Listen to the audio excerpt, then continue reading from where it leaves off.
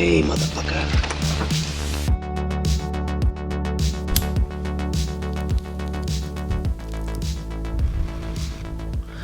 Hi guys, welcome back to Hi Lazarado. It is Papa Smoke in the building. And of course, the gentleman back again. And how you been, Papa Smoke? How was your weekend? Well, I had a good weekend, to be honest. I think it's just been a very relaxed one. I know usually it's quite a wild one with being the Easter, but we've kind of just obviously chilled out now because it's all we can do. Yeah, it's actually been quite refreshing. I think this weekend was the first time since we've been in isolation that I've stopped doing things. So there's been 2 days where I've kind of not really done anything, and that's been quite nice. But also, I don't want to make a habit into that. I feel it's important to keep you've going got to into a stay routine. productive, I feel. Yeah, 100%. But you've got to give yourself a bit of time to like decompress, you know. 100%, yeah. Easter Sunday was essentially almost like a hangover day, but without the hangover. Basically, good. I would just didn't do much. No, 100%. But yes, we finally got around to watching this film. It took us ages for some reason to find it online. We eventually bought it through Amazon, and that is Dr. No, the first ever James Bond feature film. Yeah, how did you find it? I mean, you'd seen the newer James Bonds, but you're quite I've seen all the virgin to the older stuff, the original Bond. I do like the Daniel Craig films. They're the ones that I've seen. All the Daniel Craig stuff. Well, to be honest, I've got to say, he's my favourite Bond. Daniel Craig's your favourite Bond? Yeah, to the newer Bond, I feel, I don't know, I've got it right. I like his grittiness. Yeah.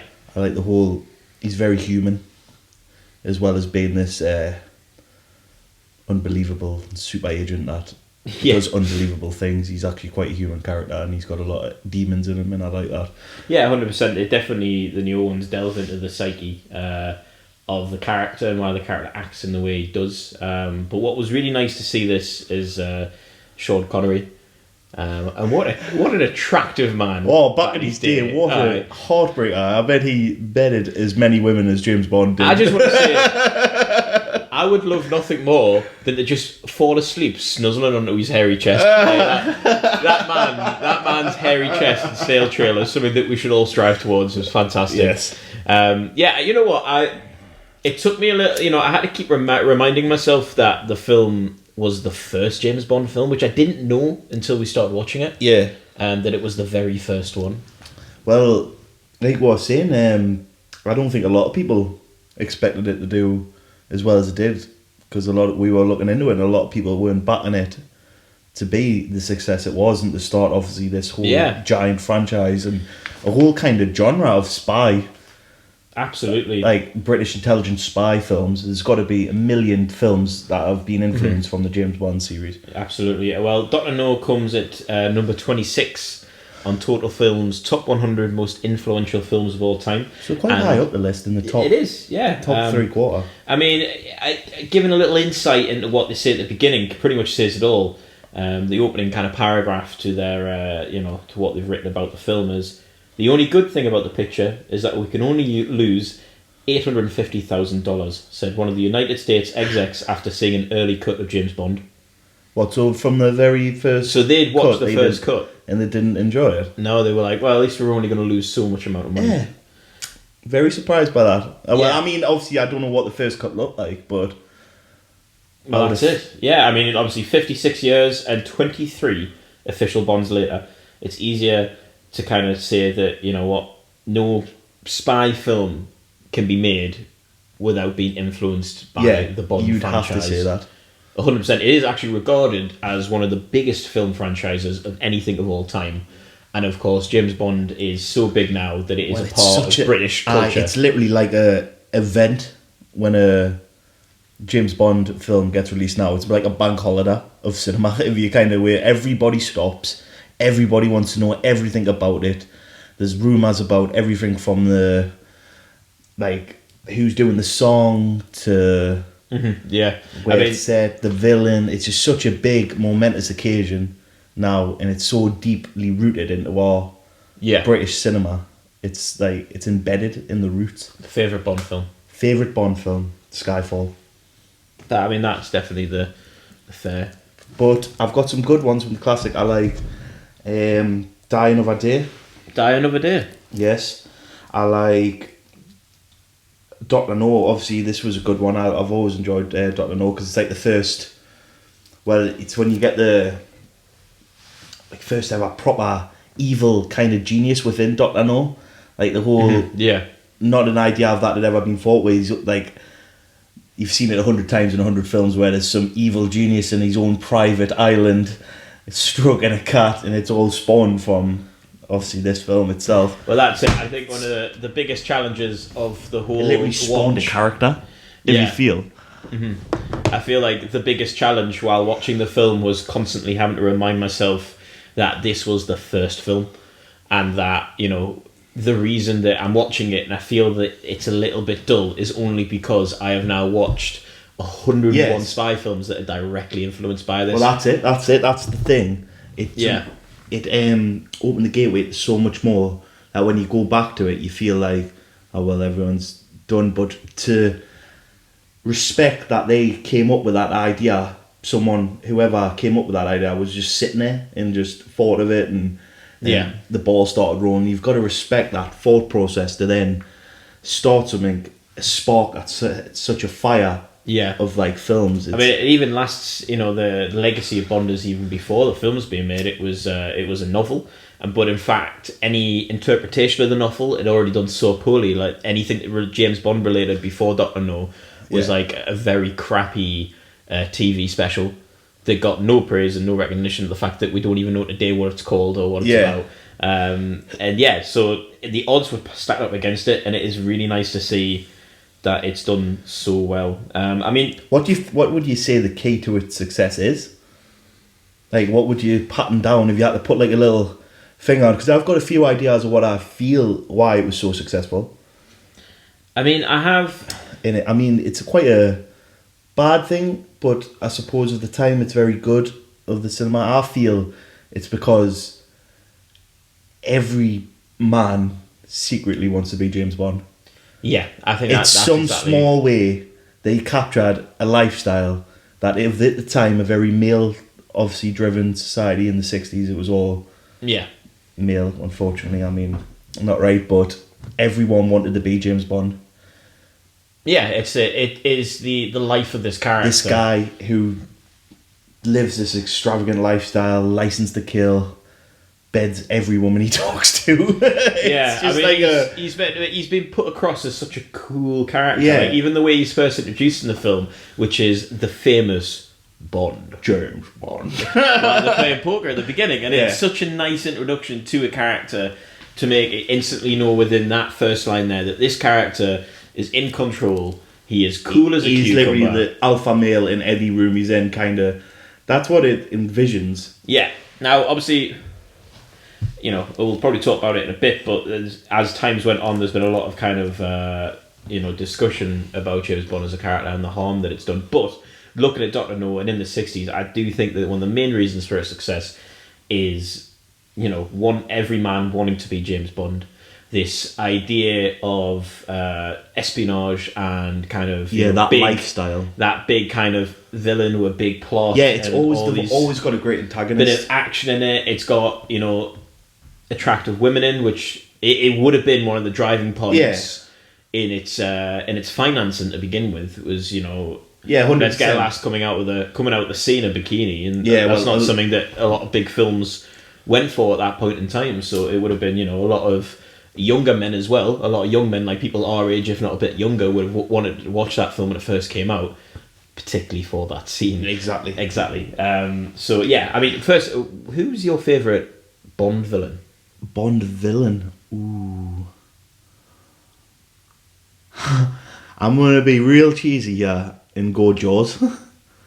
I don't know if you know Jaws, but he's basically a giant... Well, have you seen Happy Gilmore? Yes. Mm-hmm. Know the boss who's so tall that he's always holding on to someone? Yes. The guy who had a nail through his head. Well, that is the actor who played Bond. Not Bond, sorry, Jaws.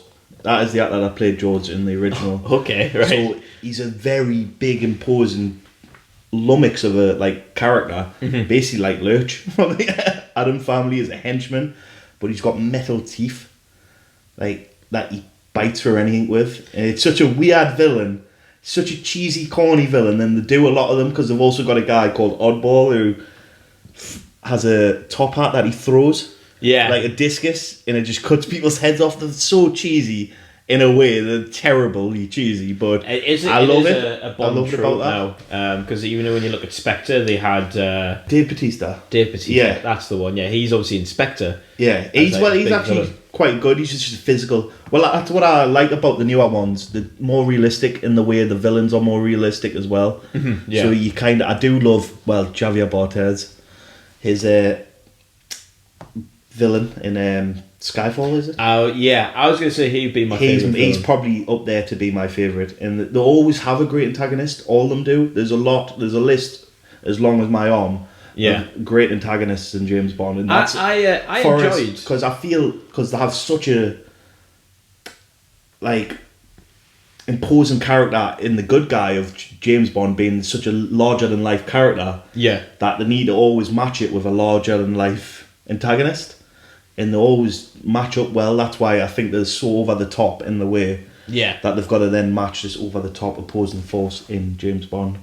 I think watching Dr. No, I did enjoy the villain. I felt that he was a little bit too dimensional, but again, always looking back the fact that this was the first film, and it's just this idea of this megalomaniac is just so. The threat level is there. It's like, you don't know if James Bond's going to make this, although, now we know that James Bond's always going to make the mission a success. To a certain degree. But as a villain for Dr. No, I quite enjoyed him. He was... I didn't see the point why he had... Did he have metal hands? He had two fake hands, but that's what I mean. There's always something. There's never just in the earlier James Bonds, there's never just a normal dude that's a villain. It's always like a guy with like you say, two weird metal hands that walks around in like a white suit just going Bond, and like it's like a like a mad scientist kind of vibe you get off him anyways. Alright, but 2 points on that. The first one is it never puts any relevance into why he has hands. Like that, it doesn't necessarily say no one talks about his hands. He doesn't address the fact he's got no hands. He's there with two hands like coat hangers, just going. And you can see so many films that have been inspired by that and also take the piss out of it. And one of them is Kingsman, with that last with swords. You're like, why? It's so stupid, man. Well, Dr. Evil is directly more or less spawned from Dr. No. Yeah, in a way, but he's just an idiotic, larger-than-life megalomaniac villain. But that's what I mean. It spawned that, and you've got to respect it in the fact that they went so out there. Because you imagine pitching that to the the board of who was going to make this film, whoever you were going to get together to make this film. But you've got this idea in your head, and you're going to go, right, we've got this guy, Smorv is out, driving Aston Martins about, bedding loads of women, license to kill, and everyone's like, yeah, sounds great. Who's going to be opposing him? Oh, just some weird guy that strokes cats, got two fake hands, walks around an island. It's so when you think about it, it's so weird, but it does. It works. It works in a weird way. It's what without Dr. No, of course, you wouldn't have further James Bond films. But also, you look at Javier Bardem's character, and that he has this little kind of quirk to him where he can take his jaw out. Exactly, that's still a weird thing about that. And I think there's for any film, not even just James Bond films, that when you are making an antagonist, when you're making a villain, and it's in regards to, I think the best example I have is we've spoke about before with Batman and Bane. The thought process and how do you make a villain that can actually seem like they've got more power, more strength, and more at hand than our protagonist. And when you look at that, that's where the threat is. That's where the roller coaster ride is. That's what the drop is. That's what gets the audience to kind of keep along with it. Like that's the problem with Avengers: Age of Ultron, is that Ultron is pretty much defeated within the first scene in which he's introduced. Of course, he comes back and does bigger things, but I always felt, especially with this kind of menacing vibe you got from the trailer of Age of Ultron, you were like, this villain's going to be perfect. But then, because they killed him off within the first scene, and of course he rebuilt himself, he lost a lot of that edge. And that's what I like about Dr. No, and that's what I feel that this film has done for many many filmmakers is to understand that the antagonist, the odds have to be against them. It's the David and Goliath. It has to be something about them that makes you hero feel a has bit to always intimidated. be the underdog. In any moment, you feel like you could fail. I think my thought process when I watch this as well is that James Bond in this film was a bit of a shit spy. Oh yeah, he's so compromisable, mate. He's actually he's not. There was nothing in there that made me feel that he was, above the rest with the spy world. It made us think that actually there's probably a number of guys in the office that they probably should have picked for this job. He would take that job probably a lot more seriously than James Bond would. Yeah, he defies every order. He compromises himself by getting himself into a sexual relationship with any woman he talks to, who could easily be a double agent. He never stops to think about. He's quite easy to get close to. He's not a... I mean, firstly, he got followed the minute he got off of the plane. And could not get around that one. But also, you're right. There was a scene in which he's saying, like, I need to leave immediately. And then within a case of 30 seconds, he went, well, not immediately. He's just basically like a young Hugh Hefner with a license to kill. I know. This is why the TV show Archer appeals to me so much, because I feel that if someone did have that lifestyle... They would become Archer. They would be an absolute wreck. dick. Yes, they would. Absolutely. I feel like anyone that had that lifestyle and that job would not be a gentleman by any stretch of the imagination. Not if he did exactly what James Bond does. Absolutely, yeah. But yeah, I mean, looking at the positives of this film, as well as the villain and what it has set up for cinema. Although I hadn't seen the film, I found it really oddly nostalgic. There was just something about it that was just so cool. There's just an air around it, isn't there? Of like, this is big, absolutely epic cinema. Yeah, absolutely. I love the introduction. The intro was really cool with like the lights and like the way the text came in, and then from looking from that, because then it cuts to like silhouettes of people dancing, and it's like setting up the setting which we're in, which is in Jamaica, Kingston. And the three blind mice as well. And that was pretty cool. I kind of like all that. Well, they've always had great music, I feel. Even every Bond has great music. They've paid very much attention to the music, whoever's composers. Well, that's a big spectacle, isn't it? What's your favourite Bond tune then? But I'd have to go with Skyfall again. With Adele? Yeah. Very powerful. It's all that... it's what it is. It's like a big powerful voice singing like kind of a ballad almost. Yeah, I mean, they definitely have that going at the minute. With Billie Eilish's song as well. I wasn't a big fan upon first listening, but I do know that the song tends to be made better with the visuals of the intro of the film. Yeah. Now, I'll tell you what song I feel is the best James Bond song, but isn't actually a James Bond song. But if it was, it would have been the best. And it's called Supremacy from a band called Muse. And if you haven't heard it, I'll have to show you it, because it is like exactly I know Muse, but I don't think I've ever heard that song. I will show you that song after this podcast and let you have a listen to it, and you will see very clearly. And anyone that is listening, go stop listening to this podcast, check that song out, and tell me that would not be the perfect Bond film, because it's big, because it's dangerous, and because it has like moments of emotion behind it. And I feel like it grabs all the best parts of some songs. Well, that's the whole... I feel the song matches the films well in the aspect of what you've just said there. Yeah. You've said the big, the dangerous. And in the new ones, there is that emotional... There's more of an emotional thing now, isn't there? Which is they've developed well, which is why I believe the newest ones are the best ones. Yeah. I mean, if we're talking about the best introductions, Deadpool 2 definitely does the best. I mean, well, that's a Bond introduction in its own right, really. Yeah, exactly. That's influenced by Bond. That's what I mean. 100%. It's a mental grasp it had on cinema. Yeah. I mean, yeah, I love also the production design on it was fantastic. Of all the stuff that he had, and the set dressing was really good. I also noticed that they mentioned Spectre in it, and so that kind of got me tingling, because although I haven't watched the big catalogue, of course, I've seen the more recent Spectre. Been building it up from such a...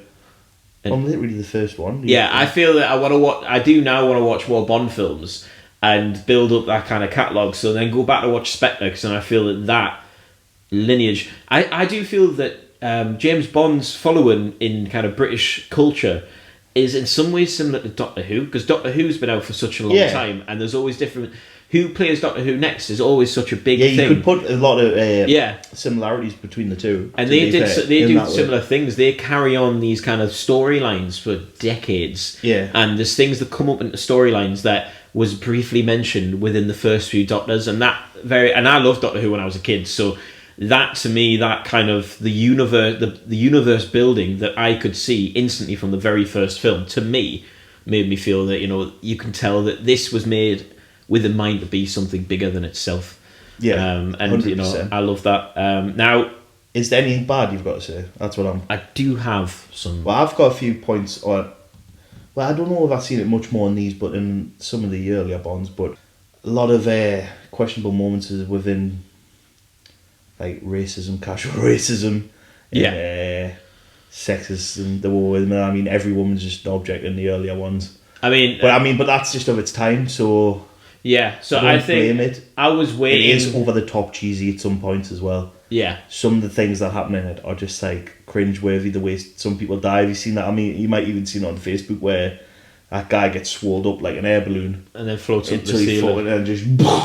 It's just like, why did you have to go that far? Yeah. You're already going quite far enough, like you say, with guys walking around with metal teeth and hats and fucking two stick hands. Like, there's a point where you cut it off and start getting like, how it's a film, not a fucking slapstick comedy. It's meant to be an espionage film. Absolutely, yeah. I mean, look, it's for me. Yeah, you're right. Instantly, for me, the biggest problem was the portrayal of women in this, and of course, the films are being discussed right now in regards to this legacy that it's built of misogyny, because that is the biggest problem with James Bond, and that is one of the reasons why the James Bond films have never been that high up on my list. They're pieces of cinema that I enjoy watching, like a theme park ride, and I appreciate the legacy that it holds behind it, but for the most part it has quite a lot of damaging content in it. And this film, what bothered us was the character Moneypenny, because I know that she is a big character that's carried on throughout, and she only has one scene in this film, and it's essentially him coming into the office And she's just, like, and he's all just over playing him. a game with him, like he's just playing a game with her. She's all over him, and it's just like a whole like... Yeah, Was that the view of what she was? Is she there just to flirt up to her like a...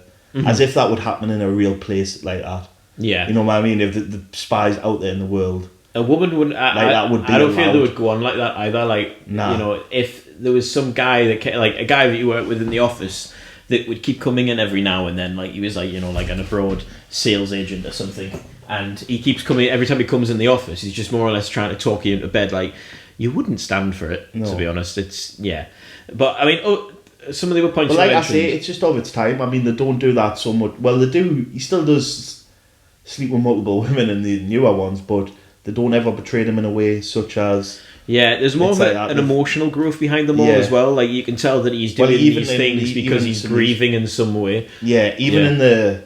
Well, he even had like... Kind of fell in love with one of the... Well, Eva Green's character in the... Was it over Casino Royale in Quantum of Solace?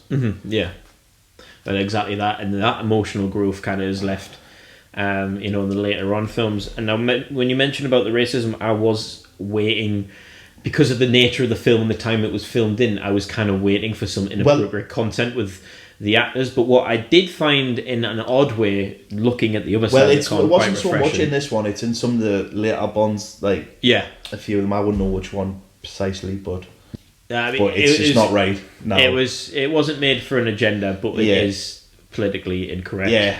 Yeah. I mean, yeah. What I did find, looking at the other side of that coin, what I did find quite refreshing was the number of black cast members in the ensemble. And although, yeah, it's set in Jamaica, and some of them were slightly stereotyped, and some were kind of like gang members and stuff. But arguably, still, all You those would people in that film got paid, and there's a very good Yeah. ratio there. And a lot of films during that time period wouldn't have had as many black actors in. So I try to give it props on for it's that. just too like they have tried to make it feel very real in that fact, and you've got to Yeah, give them credit to say they give a lot of people yeah, some work that might not have had work in that line of industry in that time. yeah. And of course, looking on the technical side of things as well, still forgiving it for such a small budgeted film, and also being in the early 60s, but some of the shots weren't great. and some of the sound wasn't great as well. Nah. Some of them were very... Not necessarily aged bad, but like, so the just... nighttime stuff out at sea, you can see that was shot during daytime. But then I've got to keep thinking in my head as a filmmaker, how do you then shoot nighttime scenes out at sea? It's quite a difficult thing to come around, but also with limited budget, shooting on film, which they would have done, and being of that era, of that time period when trying to shoot it, I guess those kind of things are how films were made. So they're not necessarily big down points. But yes, out of 10? I would go 7. 7? Yeah. For more, maybe not so much the film being a great 7 film, catching me attention all the way through and being like blown away by it. It's a good film, and I've given it more credit on the fact that it spawned so many more. Yeah. And it spawned so, even if it didn't directly spawn great, if you're not a fan of James Bond, I feel like you're going to be a fan of something that has been influenced by James Bond in a way. Yeah. Even if you don't like it in general, you are going to like something it produced. Yeah. I mean, look, it's, for me, the James Bond films have never been quite my favourite films, but, I'm looking at this film in particular and not thinking about the legacy it's made. I want to think about it as just a film, and for me, its biggest downfall is this issue of misogyny and glorifying this particular mindset and this character, which I do believe the new Bond films are steering away from, and I hope that they keep making the right decisions and keep moving ahead in the right direction, without making too much of a hard left turn on it all. Just, slowly get this transitioned and make the right choices. The people that are a part of the script of the new film, there's a massive percentage of the creative team that are female, and I feel very positive about the next film being great. But for this film, and for the reasons mentioned, I would say 5. So should we meet halfway? Say 6? Okay, yeah. That works. Yeah, perfect. So James Bond, Dr. No, 6 out of 10. We haven't had a good 8 out of 10 in quite some time, have we? Nah, we've had an 8 out of 10. I think we have. We had a 9. We've had 9. And we've had quite... In the last few, I feel like we haven't had any big films, but hopefully we can change that with the selection that I have. Yes, I'm looking forward to hearing these. Okay, so the first one I have for us today is 2001: A Space Odyssey. Okay. Yeah. Very little needs to be said about that at this point in time. My second choice is The Graduate. Okay. Which is starring Dustin Hoffman from the 60s. I've actually never seen that. Is that one of his first roles? That is his first role. That is his first role. Yeah, very, very, very good and very big film.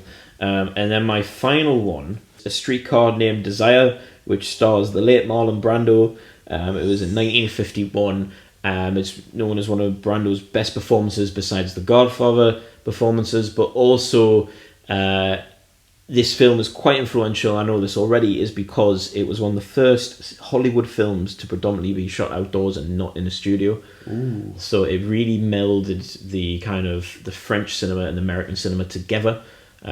So yeah, those are my 3. We've got A Streetcar Named Desire, we've got The Graduate, and we've got 2001: A Space Odyssey. Well, I'm going with, because I haven't seen a lot of film in that list, out the list we've done and already reviewed. A lot of them I have already seen. Yeah. Might even possibly be all of them. Well, bar maybe the first. Yeah. It was like the first review after watching it. Mm-hmm. But, so I'm going to get rid of 2001: Space Odyssey. Okay, that's off the table. Even though it's a fantastic film, I would like to review that sometime. I feel that'll get put back. Yeah, I'm sure that's going to get spun back up. So it's a toss up between The Graduate and A Streetcar Named Desire, and I've wanted to see both of them for a while. Hard choice. Let's say The Graduate. Nicely done. Graduate. I feel that's out of the 2. That would definitely be the easier watch. I have seen that film, so it'd be nice to finally see a film that I've seen that you haven't. Yeah, that's what I'm saying. And kind of see what you think of it watching it first time. I absolutely adore this film. Yeah. It's up there. It's a really good film, and you can tell very quickly how many things have been influenced by it, even just replicating the scenes in the film. Yeah. And of course the soundtrack as well is Simon and Garfunkel. Dustin Hoffman as well, great actor. Exactly, 100%. Good things. So yeah, guys, thank you for listening once again. Let us know. Do you like James Bond? Do you hate James Bond? Do you think the stuff that we had to say about James Bond was fair? Any other comments? Your comments on it? Of course, let us know. Any ideas of films that you think we should try and watch? We're more than happy to listen to. We might give them a shot. But yes, this has been Hi Lazzarato. I am the gentleman, and I am Pop Smoke, and we're gonna see you guys in a Wiedersehen.